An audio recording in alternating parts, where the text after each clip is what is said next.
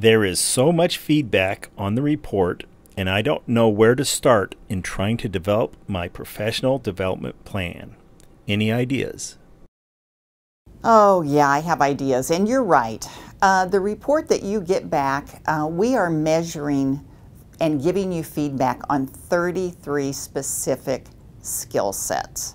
So yes, it is a bit overwhelming to read the report and decide where it is that you should begin to focus your energy. So what I recommend is, if you look at the EIPA report, we measure scores, and we put those into 4 different domains, and they're called Romans 1, 2, 3, and 4. Roman 2 focuses on your sign to voice skills, so I'm not going to talk about that. But Romans 1, 3, and 4 are on your expressive portion of your work. So what I always tell people is that Roman 3 focuses on what I call the foundational skills. You have to have very strong scores in the area of Roman 3 before you can work on skill sets in Roman 1 or in Roman 4. Often what people do is they will pick up their EIPA report and they say, I'm going to find my lowest score, and that's the area I'm going to work on first. And I can tell you that without a doubt, across the board, most of you will find your lowest score on Roman 4 under discourse mapping. Well, you cannot address discourse mapping without addressing some of the underlying foundational skills that all come together to develop a strong discourse map. So I tell people, look at your scores on Roman 3. If all of those scores are relatively high, then I wouldn't focus my time and energy there. On Roman 3, you might have one number that is related to fingerspelling production that you might want to focus on, because that's easy to isolate and focus on that.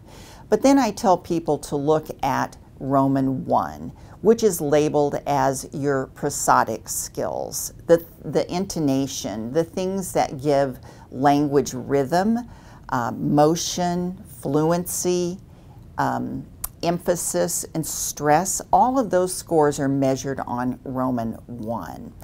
So in looking at Roman 1, you still have to pare it down to what is an easier skill to work on. What can I work on in isolation that will be easy?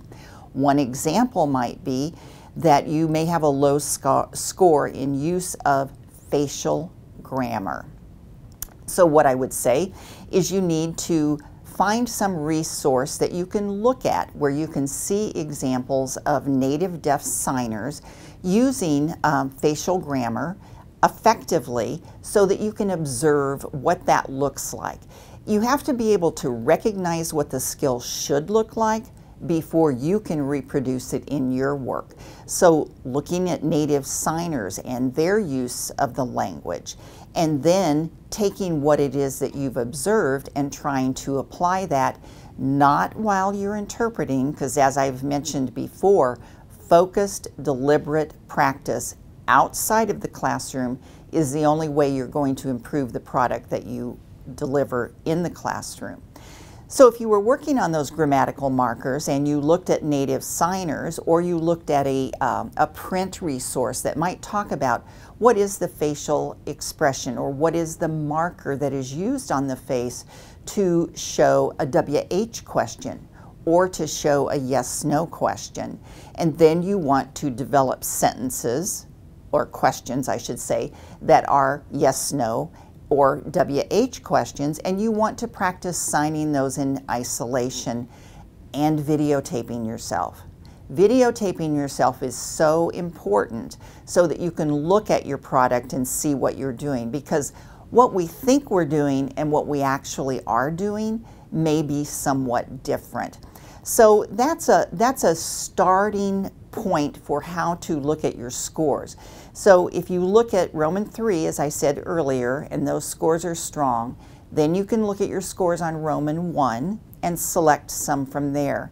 It is unlikely that you would select a score from Roman 4 to work on, other than maybe the one isolated score of how you show transitions between speakers, because that is another skill set that really is more about your knowledge rather than the skill of producing it.